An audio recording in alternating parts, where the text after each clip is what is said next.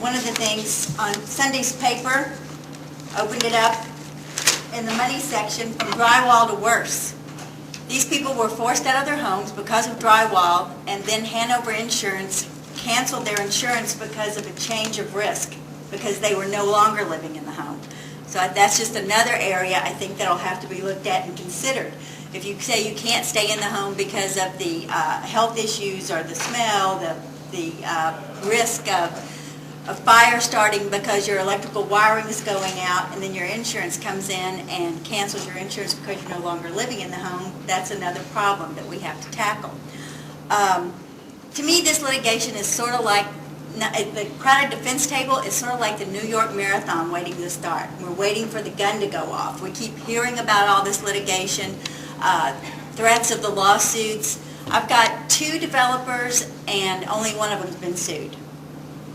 And I keep waiting for the onslaught, but it's kind of like we're all just kind of sitting and waiting for the gun to go off so we can get going on this.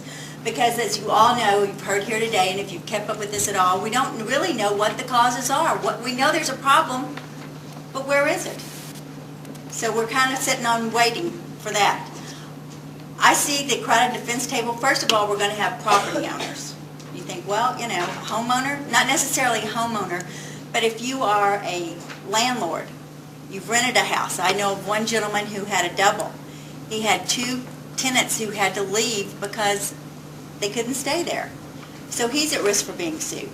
If you own a business that had Chinese drywall, let's say you had condos, apartments, you own a business that you're renting out, you're in danger of being sued. You'll come to the table as a defendant. Manufacturers, we all know about those. Importers, we know who those people are going to be. There are records on that. Suppliers, property developers, contractors, subcontractors. How about the people who came and inspected the homes? Here in New Orleans, you have to have a licensed inspector. You have to have a licensed contractor. Let's say your guy, right after Katrina, which is one of the reasons we have so much drywall here, we had an influx of people who came in, contractors who came in. They weren't licensed. They weren't licensed here in Orleans Parish, and when they had their property inspected, they said, well, it doesn't pass inspection because the guy wasn't licensed here. So you've got the problem of contractors who weren't licensed, who couldn't get it inspected, but then you had people who came in and signed off on it. Say you're buying a house, you have it inspected. If he didn't catch the Chinese drywall, he's looking to be sued. And then we've got real estate agents. What if your real estate agent looked at the house and said, yeah, it's fine. In fact, that's one of my cases. I think there's a danger of them coming to the defense table. Real estate companies who sent those agents out, who advertised the house, I think there's a problem they may have. And finally, here in New Orleans, here in Louisiana, we have the direct action statute. That means the insurance companies can be sued directly here in this state. There are certain things that, am I supposed to click this? Thank you. Don't leave me. I'll stay right there. Just tell me what to do.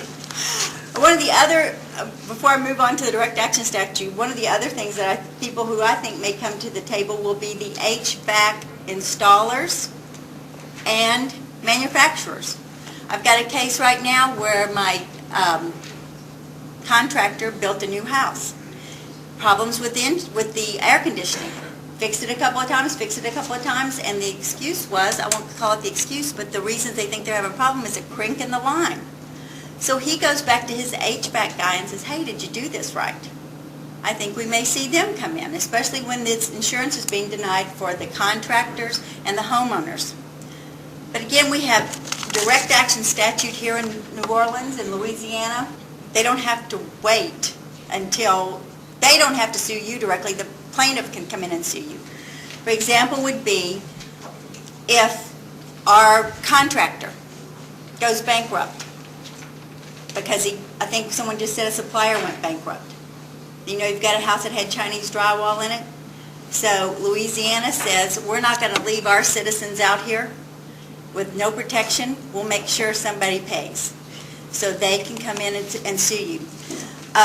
Also, that statute also says no policy or contract of liability insurance shall be issued or delivered in this state unless it contains provisions to the effect that the insolvency or bankruptcy of the insured shall not release the insurer from the payment of damages for injuries or loss occasioned during the existence of the policy.